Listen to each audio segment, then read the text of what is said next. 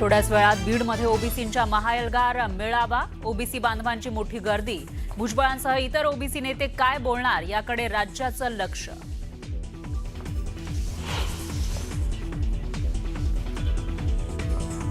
बीडमध्ये मंत्री छगन भुजबळ, धनंजय मुंडे, गोपीचंद पडळकर आणि लक्ष्मण हाकेंची बैठक. महाएल्गार मेळाव्याआधी चौघांमध्ये खलबतं, कोणत्या विषयावर चर्चा याची उत्सुकता.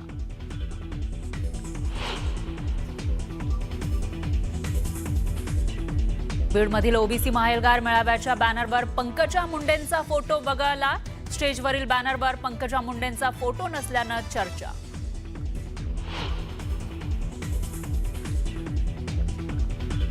बीडमधला ओबीसींचा मेळावा म्हणजे मराठा कुणबी वाद पेटवण्याचा प्रयत्न. भुजबळ ओबीसी समाजाचा वापर करतायत, आमच्या नादी लागू नका, जरांगेंचा इशारा.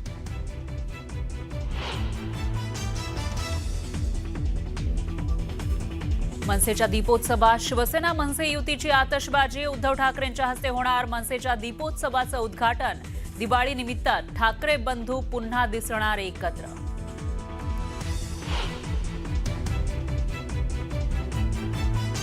शरद पवारांच्या राष्ट्रवादीचं अतिवृष्टीच्या मुद्द्यावरून काळी दिवाळी आंदोलन. पूरग्रस्तांना भरपाई न मिळाल्याच्या मुद्द्यावरून राष्ट्रवादीचे कार्यकर्ते रस्त्यावर.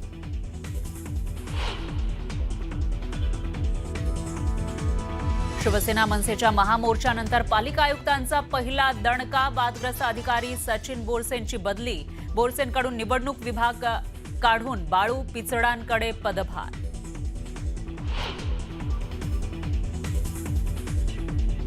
गोकुळची शेतकऱ्यांना दिवाळीची भेट. दूध खरेदीच्या दरामध्ये 1 रुपयाची वाढ.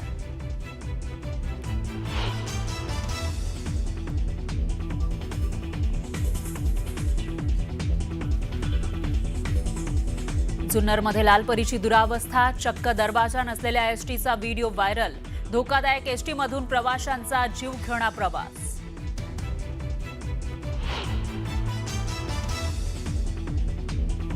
कोल्हापुरात महिला सुधारगृहातील 6 नृत्यांगनांचा सामूहिक आत्महत्येचा प्रयत्न. सर्व महिलांना कोल्हापुरातील सीपीआर रुग्णालयात केलं दाखल.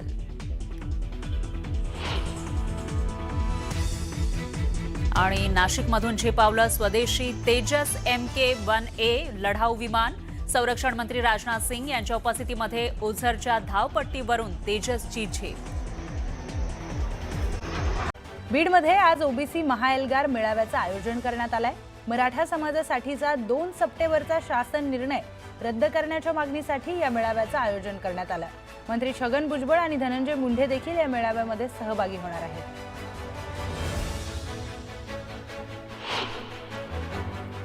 बीडमध्ये होणाऱ्या भुजबळांच्या महाएल्गार सभेची संपूर्ण तयारी झाली आहे. यावेळी सभेच्या मार्गावर मोठमोठे फ्लेक्सही लावण्यात आले आहेत.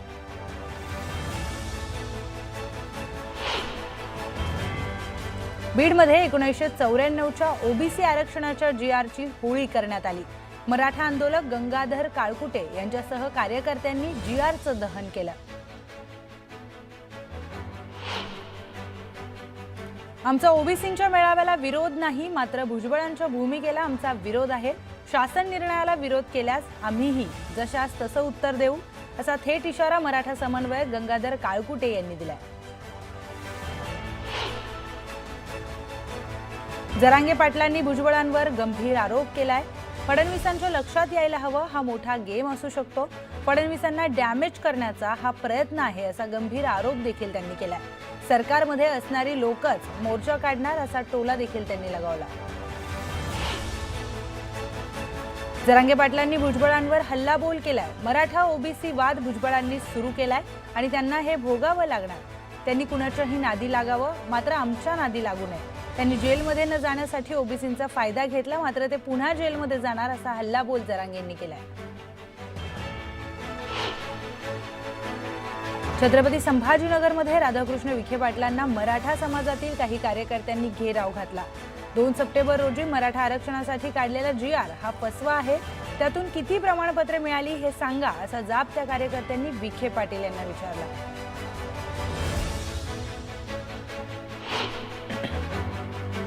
मंत्री विखे पाटील यांना भेटण्यासाठी मराठा संघटना आल्याने पोलिसांकडून बंदोबस्त तैनात करण्यात आलाय।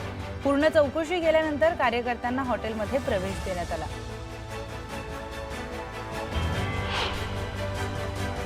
भंडाऱ्यात शरद पवारांच्या राष्ट्रवादीने काळी दिवाळी आंदोलन केलंय। शेतकरी हिताच्या अनेक योजना बंद केल्याचा आरोप यावेळी आंदोलकांनी केलाय। तातडीने शेतकऱ्यांना मदत देण्याची मागणी करण्यात आली आहे। सांगलीमध्ये पूरग्रस्तांच्या मागण्यांसाठी शरद पवारांच्या राष्ट्रवादीनं काळी दिवाळी आंदोलन केलं। सरकारने दिलेली मदत फसवी असल्याचा आरोप आंदोलकांनी केलाय। सरसकट कर्जमाफी देण्याची मागणी करण्यात आली आहे। धुळे जिल्हाधिकारी कार्यालयाबाहेर शरद पवारांच्या राष्ट्रवादीने आंदोलन केलंय। राज्यात झालेल्या अतिवृष्टीमुळे शेतकरी उद्ध्वस्त झालाय। शेतकऱ्यावर काळी दिवाळी साजरी करण्याची वेळ आल्यानं आंदोलकांनी म्हटलंय। दरम्यान कार्यकर्त्यांनी जोरदार घोषणाबाजी केली। अमरावती कृषी उत्पन्न बाजार समितीने मुख्यमंत्री सहाय्यता निधी 5 लाखांचा धनादेश दिलाय। तर अतिवृष्टीने नुकसान झालेल्या नागरिकांच्या मदतीसाठी हा धनादेश देण्यात आला। पुणे नाशिक महामार्गावर वाहतूक कोंडी निर्माण झाली आहे। आळेफाटा परिसरामध्ये वाहनांच्या लांबच लांब रांगा लागल्यात। यामुळे वाहनधारकांना नाहक मनस्ताप सहन करावा लागतो। पुण्याच्या येरवाडा परिसरामध्ये पोलिसांनी आरोपींची धिंड काढली आहे। दहशत पसरवण्यासाठी वाहनांची तोडफोड केल्यानं पोलिसांनी त्यांना धडा शिकवलाय। धुळे तालुका पोलीस ठाण्यामध्ये एका सरपंच दाम्पत्याने आत्महत्येचा प्रयत्न केला। वेळीच पोलिसांनी हस्तक्षेप केल्यानं अनर्थ टळला। आरोपींवर तात्काळ कारवाई करण्याची मागणी करण्यात आली। उपमुख्यमंत्री एकनाथ शिंदेंनी विरोधकांवर हल्लाबोल केलाय। मी दरेगावात आलो की अनेकांची पोटदुखी होते, त्यांच्यासाठी बाळासाहेब ठाकरे मोफत दवाखाना सुरू केला असा टोला देखील लगावला। मुद्दा नसल्यानं विरोधक कुठल्याही गोष्टीचं राजकारण करत असतात असा देखील हल्लाबोल त्यांनी केला।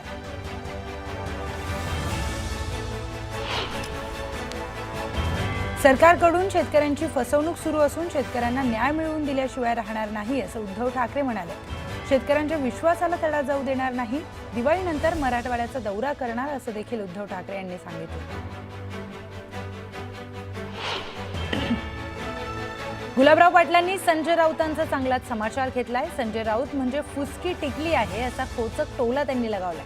आमचे सर्वच उमेदवार तयार आहेत, मात्र त्यातील काही वाजणार की नाही याची शंका आहे, म्हणून जास्तीत जास्त बारूद भरणार आणि विरोधकांवर बॉम्ब टाकणार असा हल्लाबोलही त्यांनी केलाय।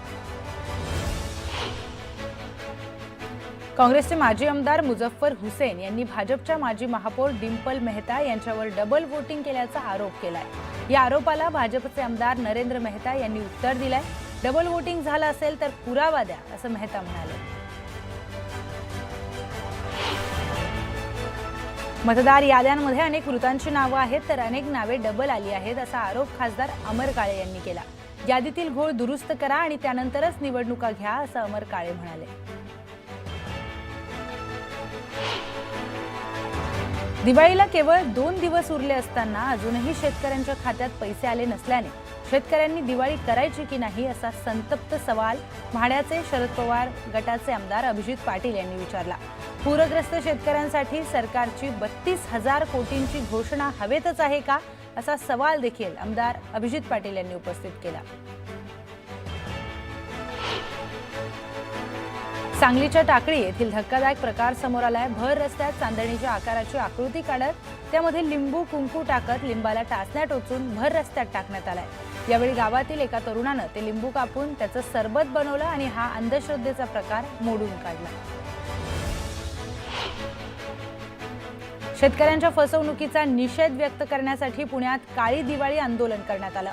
सरकारने स्वतः निवडणुकीच्या प्रचारात सरसकट कर्जमाफी करण्याची घोषणा केली। त्यानंतर शेतकऱ्यांची मते घेऊन सत्तेत आलेल्या सरकारने प्रत्यक्षात मात्र शेतकऱ्यांच्या तोंडाला पाने पुसले असा आरोप करण्यात आलाय।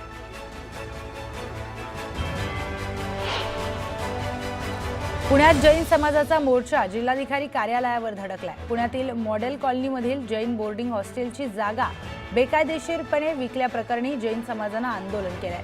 हजारोंच्या संख्येनं जैन बांधव मोर्चात सहभागी होते। पुण्यातील शिवाजीनगर एसटी स्थानकात प्रवाशांनी गोंधळ घातला। रिझर्वेशन करूनही बस न मिळाल्याने प्रवासी संतप्त झाले।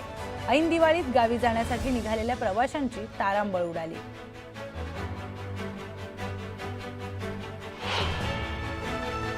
चंद्रपूर जिल्ह्यातील गडचांदूर शहरातील मतदार यादीमध्ये तब्बल 1906 जणांची नावं ही दोनदा आढळली आहेत। ही प्रारूप यादी 8 ऑक्टोबरला प्रकाशित करण्यात आली होती। या बाबतीत गोंधळ असल्याचं स्पष्ट झाल्यानंतर प्रशासनाकडे तक्रार नोंदवण्यात आली आहे। कोल्हापूरच्या स्वागत कमानीचा धोकादायक भाग उतरवण्यात आला असून कमान 2 दिवसात उतरणार आहे। आमदार राजेश क्षीरसागर यांनी या कमानीची पाहणी केली। त्यानंतर महापालिका प्रशासन खडबडून जागं झालंय।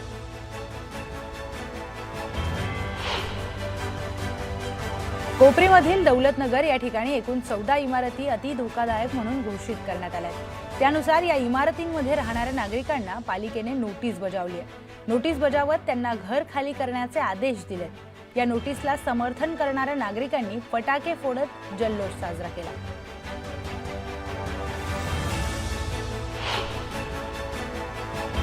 दिवाळीनिमित्त सिंधुदुर्ग जिल्ह्यातील बाजारपेठेत चैतन्यमय वातावरण निर्माण झालंय। विविध रंगांचे कंदील, पणत्या, रंगीबिरंगी तोरण, इलेक्ट्रिक तोरण या वस्तू बाजारामध्ये विक्रीसाठी उपलब्ध झाल्यात। दिवाळीच्या खरेदीसाठी बाजारात मोठी गर्दी पाहायला मिळते।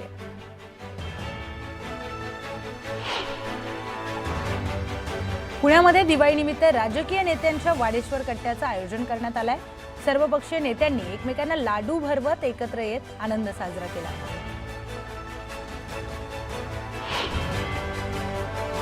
जळगावमधील पांझरापोळ येथील सुमारे 100 वर्षापेक्षा अधिक इतिहास असलेल्या गोशाळेमध्ये गोभक्तांनी आपल्या कुटुंबासह मोठ्या संख्येने हजेरी लावली।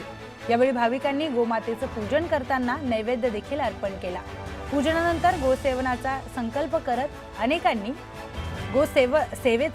करत अनेकांनी गोमातेला अन्नदान देखील केलं। खेडमध्ये बंधुत्वाची दिवाळी पहाट पाहायला मिळते। उर्दू शिक्षक संघटनेनं अनोखा उपक्रम राबवलाय। हिंदू मुस्लिम शिक्षकांनी एकात्मतेचा दीप प्रज्वलित केला। दिवाळी पहाट निमित्त अभंग, देवगाणी आणि एकात्मतेचा जयघोष करत सलोख्याचा संदेश देण्यात आला।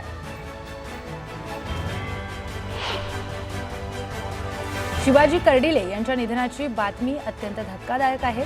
ग्रामीण शहाणपण असलेल्या लोकप्रतिनिधी जाण्याचं अत्यंत दुःख झालंय, असं म्हणत बाळासाहेब थोरातांनी शिवाजीराव कर्डिलेंना श्रद्धांजली अर्पण केली।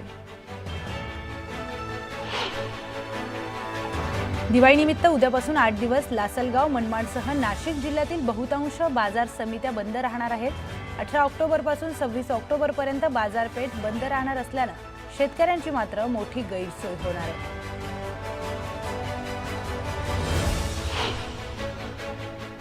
पिंपरी चिंचवड पालिकेच्या सर्व कार्यालयात अधिकारी आणि कर्मचाऱ्यांना ओळखपत्र बंधनकारक करण्यात आलंय।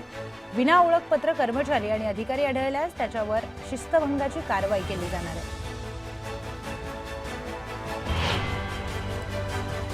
वीज महावितरण कंपनीनं मनमाडमधील नागरिकांसह व्यापाऱ्यांना शॉक दिलाय।